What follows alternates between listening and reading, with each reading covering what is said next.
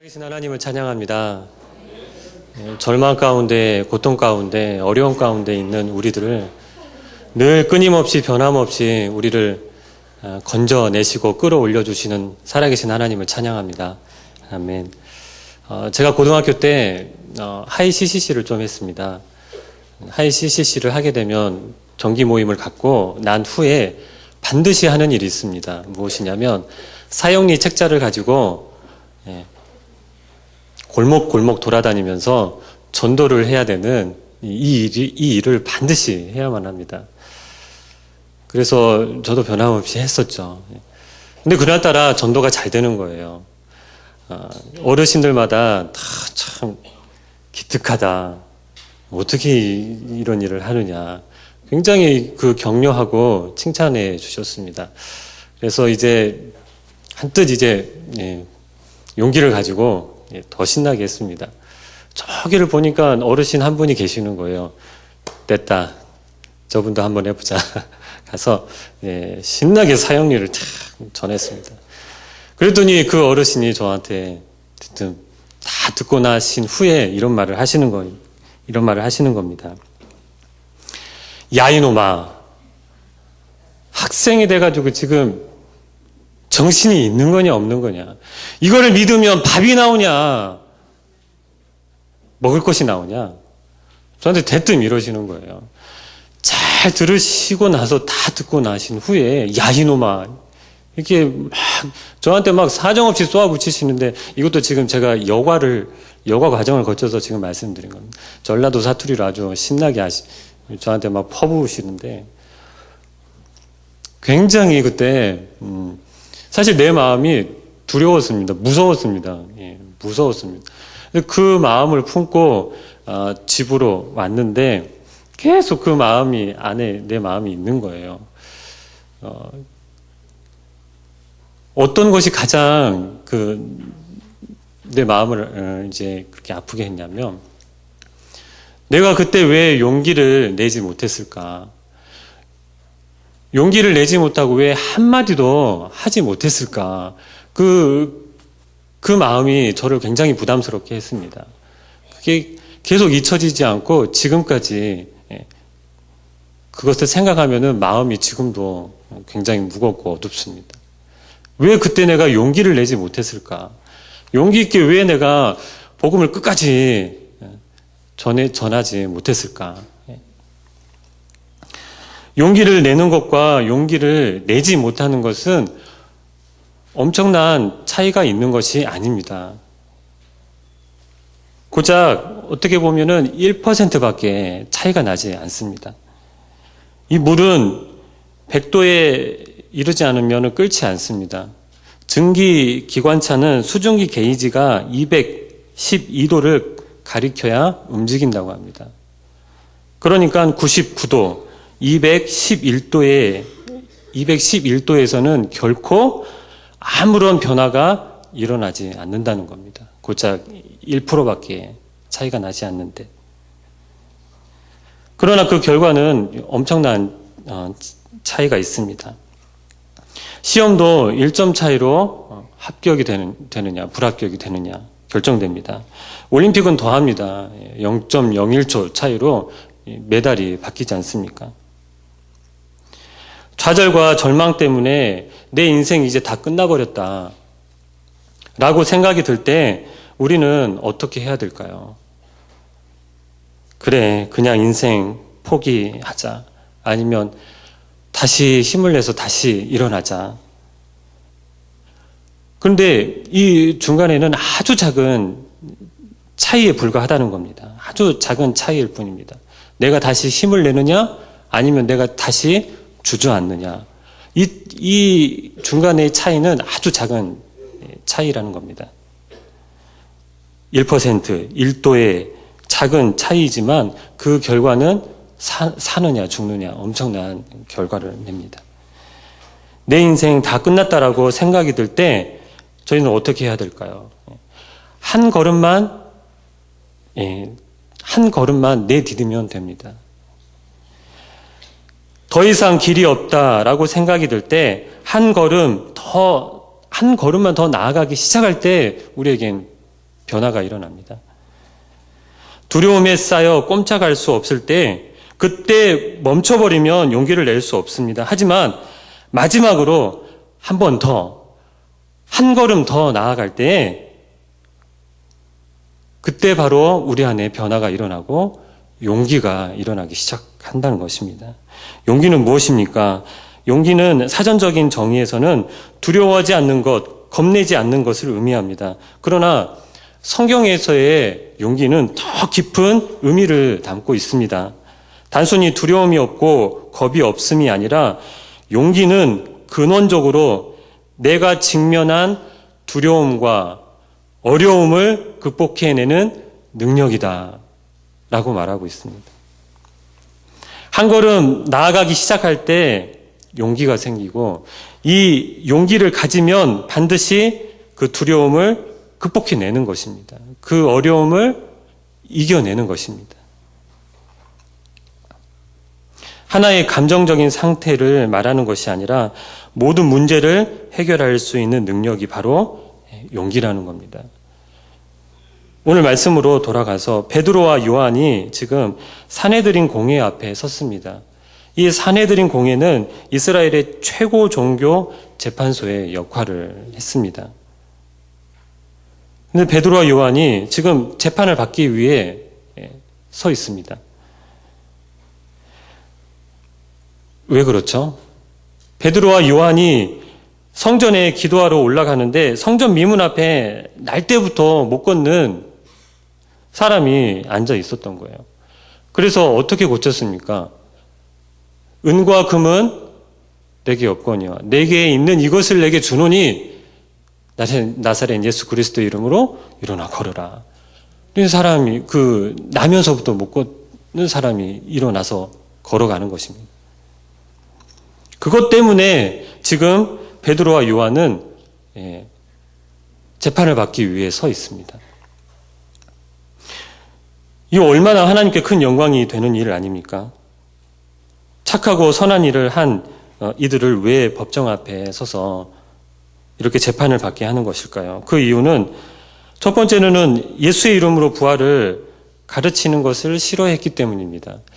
이스라엘의 종교 지도자들 중에 사두개인들이 있습니다. 이 사두개인들은 부활, 천국, 천사를 믿지 않습니다. 이 세상이 처음이자 끝이다라고 생각하는 사람들입니다. 내세가 있다는 것을 믿지 않습니다. 부활을 가르치는 것을 굉장히 싫어했습니다. 게다가 자기들이 죽인 예수 안에 부활이 있다고 하니 이게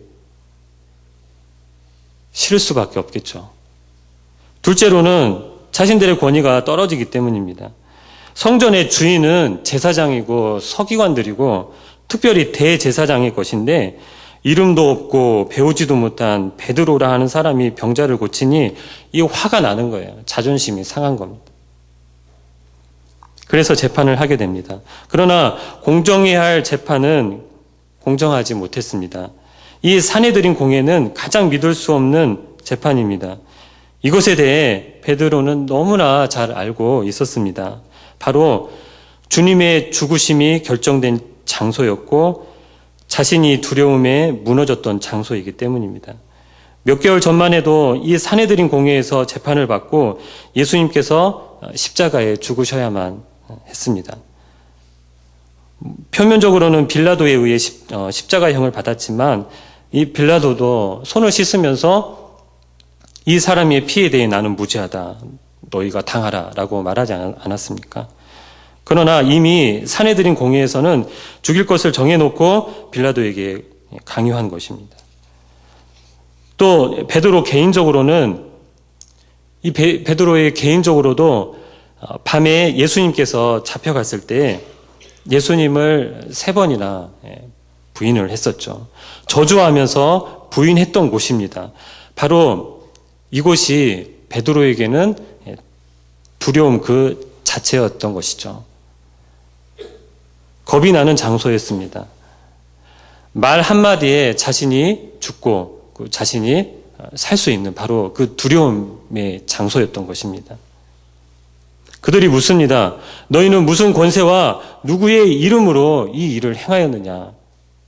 저는 이 말씀이 마치 제가 그 고등학교 때 사형리를 들고 그 할아버지에게 다가가 전도했던 그 좋지 않은 기억이 이렇게 오버랩 되면서 야 이놈아, 학생이 공부나 할 것이지 이것을 하면 돈이 나오냐 밥이 나오냐, 이거랑 이렇게 겹쳐지는 거예요. 순간에 제 안에 두려움이 가득 찼습니다. 그러면 저에게 필요한 것은 무엇일까요? 용기이죠. 두려움과 어려움을 극복해낼 수 있는 능력, 이 용기가 필요했던 것입니다. 이때 베드로와 요한에게 필요했던 것이 무엇일까요? 바로 용기입니다. 용기. 베드로와 요한에게 직면한 두려움과 어려움을 극복해낼 수 있는 능력, 바로 이 용기가 베드로와 요한에게도 필요했던 것입니다. 베드로는 그 두려운 장소에서, 자신을 무너뜨린 그 장소에서 두려움에 사로잡히지 않고 한 걸음 나아가기 시작합니다. 그래서 베드로와 요한에게 놀라운 변화가 일어납니다. 바로 10절 말씀이죠. 우리 10절 말씀 다시 한번 읽어보도록 하겠습니다. 10절 말씀 시작. 이스라엘 백성들을 알라.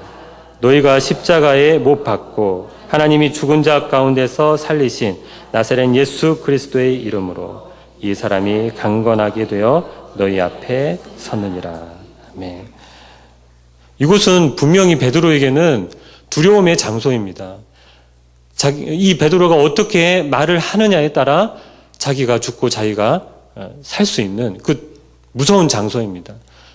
그럼에도 불구하고 지금 베드로는 어떻습니까? 용기를 내고 있습니다. 너희들이 죽인 예수가 바로 메시아다. 원래 이렇게 말하면 죽는 거거든요. 너희가 죽인 예수가 메시아다. 이 메시아를 베드로는 선포하고 있는 겁니다. 예수 그리스도를 선포하고 있습니다. 저는 그 어르신께 막 쏘아붙일 때 아무 말 없이 그냥 무서운 마음으로 이렇게 꿈틀이고 있었는데, 지금의 베드로는 그렇지 않습니다. 용기를 내고 있는 겁니다. 너희들이 죽인 예수가 그리스도이다, 메시아다 라고 용기 있게 지금 말하고 있는 것입니다. 이 말은 죽음을 각오하고 하는 말입니다. 어떻게 이처럼 담대하게 된 것일까요? 베드로가. 두려움은 베드로를 멈춰서게 하지 못했습니다. 베드로는 한 걸음 앞으로 나아가기 시작하여 용기를 내고 있습니다. 그런데 한 걸음을 움직이는데 참 힘이 듭니다. 내가 소진되어 있고 내 힘과 에너지가 바닥일 때 이 한 걸음 내딛는 게 엄청 힘이 든 일입니다. 어떻게 보면 거의 불가능한 일이라고 볼 수도 있을 것 같아요. 내가 정말 두려움에 사로잡히고 좌절되고 절망 가운데 있을 때 이 한 걸음 내딛는 게 굉장히 힘든 일이거든요.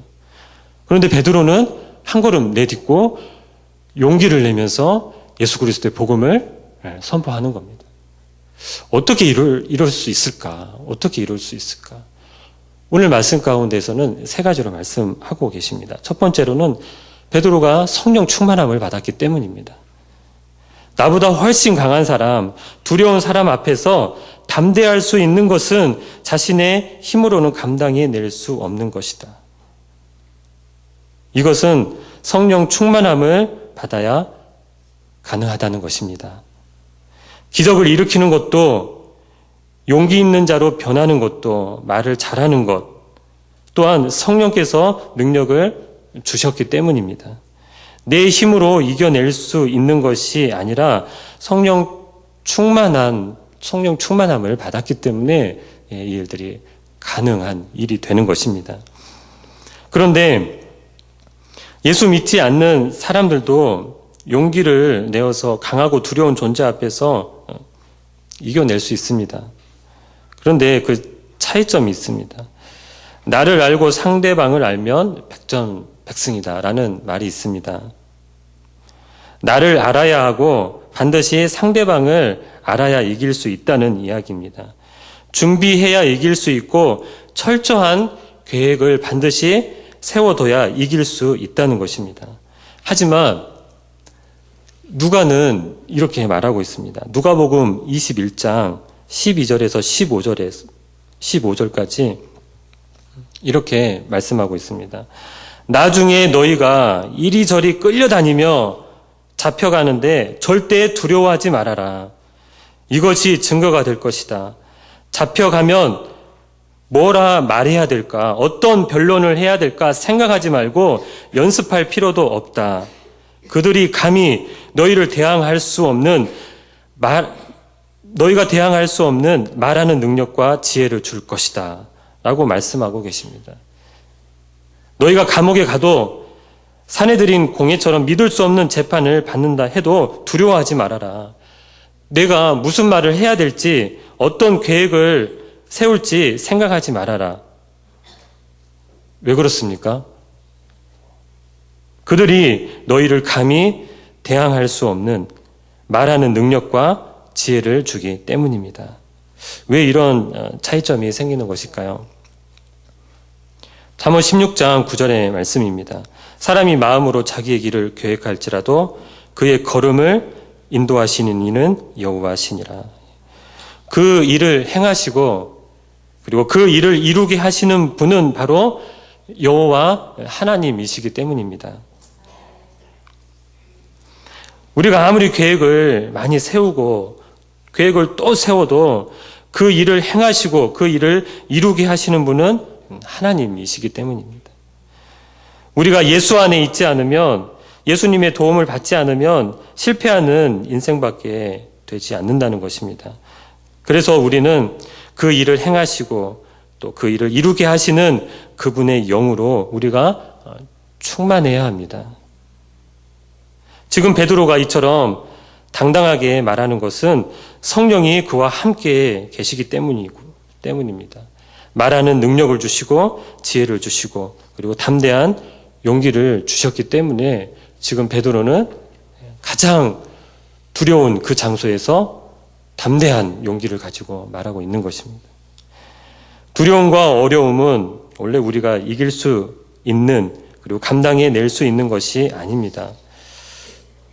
그럼 어떻게 해야 하는 것일까요? 성령 충만함을 받아야 합니다. 그분의 도우심이 반드시 있어야 합니다. 사도 바울은 이렇게 말합니다. 에베소서 6장 12절에 말하고 있습니다. 우리의 씨름은 혈과 육을 상대하는 것이 아니요 통치자들과 권세들과 이 어두움의 세상 주관자들과 하늘에 있는 악의 영들을 상대함이라. 우리가 싸울 대상이 내 남편, 내 아내, 그리고 내 말을 잘 듣지 않는 우리의 자녀들이 아니라는 것입니다. 내 말을 안 듣는 사람, 나보다 힘이 센 사람, 내가 조금 훈련하고 노력하고 계획을 세워서 이길 수 있는 상대가 아니라는 것입니다. 하늘에 있는 악한 영들과 싸우는 것입니다. 내 힘으로 하지 못하는 것입니다. 성령 하나님께서 오셔야만 우리가 이겨낼 수 있고 또 극복해낼 수 있고 용기를 가질 수 있는 것입니다. 사도행전 4장 19절하고 20절 우리 함께 읽어보겠습니다. 시작. 베드로와 요한이 대답하여 이르되 하나님 앞에서 너희의 말을 듣는 것이 하나님의 말씀을 듣는 것보다 옳은가 판단하라. 우리는 보고 들은 것을 말하지 아니할 수 없다 하니.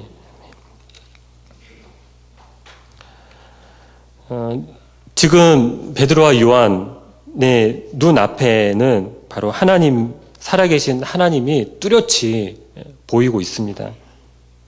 베드로는 제사장과 서기관 앞에 서 있지만 지금 그 사람들보다 더 뚜렷하게 보이는 분이 계십니다. 그분이 바로 하나님이십니다. 종교 지도자들이 겁을 줘도 베드로는 성령 충만하여 내 눈앞에 보이는 분은 하나님이시기 때문에 누구의 말을 듣겠습니까? 성령으로 충만한 사람이 용기를 가지고 살 수밖에 없는 이유는 바로 내 눈앞에 하나님이 뚜렷하게 보이기 때문입니다. 살아계신 하나님을 볼 수 있기 때문입니다. 내 삶에서 하나님을 만나는 사람이기 때문입니다. 둘째로는 믿음에 확신이 있어야 됩니다. 사람이 승리하기 위해서 필요한 것은 바로 확신입니다. 사도 베드로와 요한은 주님에 대한 분명한 확신이 있습니다. 너희가 무슨 권세와 누구의 이름으로 이 일을 행하였느냐? 베드로 사도의 대답은 오직 하나입니다. 바로 예수님의 권세, 예수님의 이름입니다. 다른 이로서는 구원을 받을 수 없나니 천하 사람 중에 구원을 받을 만한 다른 이름을 우리에게 주신 일이 없음이라 하였더라. 이 얼마나 확신에 차 있는 말입니까? 바로 예수 그리스도의 그 이름에 권세와 능력이 있습니다. 하늘의 권세와 땅의 권세와 땅 아래의 권세가 바로 예수 그리스도의 그 이름에 있습니다. 사망과 사망의 권세를 이기시고 사망의 그 권세를 정복하신 그분이 바로 예수 그리스도이십니다. 바로 그 예수 그리스도의 이름에 권세와 능력이 있습니다. 그런데 그 이름이 바로 저와 여러분에게 있습니다. 저와 여러분들에게 예수 그리스도의 능력과 권세를 우리에게 위임해 주셨습니다. 그래서 우리에게는 예수 그리스도의 이름이 있습니다. 그래서 예수 그리스도의 이름을 선포할 때 예수 그리스도의 이름을 여러분들께서 가장 두려운 장소에서 가장 어렵고 고난의 그 현장 가운데서 예수님의 이름을 선포하고 부르짖을 때에 바로 그때 그곳에서 하나님의 놀라운 일들이 일어나는 것입니다. 왜일까요? 예수님의 이름에 권세와 능력이 있기 때문입니다. 바로 그 믿음의 확신을 가지고 예수 그리스도의 이름을 베드로와 요한은 선포하고 있습니다. 세 번째로는 하나님의 사랑에 대한 확신이 있었습니다. 예루살렘에 가면 베드로 통곡교회가 있습니다. 전해져 오는 이야기에 따르면 어디서 이제 다구는 소리가 들려오면 베드로는 자기가 예수님을 부인했던 바로 그 시간을 생각하며 눈물로 회개하며 자신을 새롭게 했다는 이야기가 있습니다. 그런 베드로의 마음은 늘 죄책감으로 사로잡혀 있고 그 죄책감의 마음으로 살았을까요?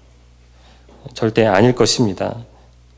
죄책감이 크면 클수록 그보다 더 크게 그의 마음을 채웠던 것은 바로 주님의 용서와 사랑의 은혜입니다. 주님의 사랑에 대한 확신입니다. 주님을 3번이나 부인했지만 주님은 나를 용서하셨고 다시 나를 사도로 삼으셨다. 이 용서와 사랑의 경험이 그를 더욱 굳건한 사도가 되게 해주셨습니다. 우리는 모두 베드로와 같은 때가 많이 있습니다. 그러나 주님이 나를 사랑하시고 나를 믿어주시고 나를 통해 놀라운 일들을 행하시기를 기대하신다는 사실입니다. 비록 우리는 하나님 앞에서 너무나 부끄럽고 작은 모습이지만 그럼에도 불구하고 담대할 수 있는 것은 하나님이 우리를 사랑하시기 때문입니다. 용기는 우리의 삶의 모든 부분에 필요합니다. 직장 생활 하시면서 보기 싫은 사람들 있지 않습니까? 그래도 용납하고 봐야 됩니다. 그러기 위해서는 우리에게 용기가 필요합니다. 직장 생활에서 얼마나 또 스트레스를 많이 받으십니까? 그것을 이겨내기 위해서는 용기가 있어야 됩니다. 사춘기에 있는 우리 아이들의 짜증을 다 받아주기 위해서는 용기가 필요합니다. 집안 살림하고 작은 돈으로 집안 살림을 꾸려나가고 또 교회 다니지 않는 남편 설득하기 위해서 또 우리에게는 용기가 필요합니다. 실패와 좌절, 쓰러진 우리에게 필요한 것은 모든 두려움과 어려움을 극복해낼 수 있는 능력, 용기가 필요합니다. 하지만 용기 있게 살아간다는 것은 어려운 일입니다. 그때 기도하십시오. 성령님 오셔서 나를 사로잡아 주시옵소서. 굳센 믿음을 주셔서 이 진리 안에서 이기게 하여 주시옵소서. 그리고 기억하십시오. 하나님 앞에서 늘 부끄러운 나라도 주님은 나를 사랑하시고 용서하시고 받아주시고 믿어주시고 기대하신다는 이 사실을 우리는 기억해야 합니다. 그때 우리는 어떠한 상황에서도 살아갈 용기를 얻게 될 것입니다. 이 용기로 이 세상에서 담대하게 살아가는 저와 여러분 모두 되시기를 우리 예수님은 원하십니다. 아멘.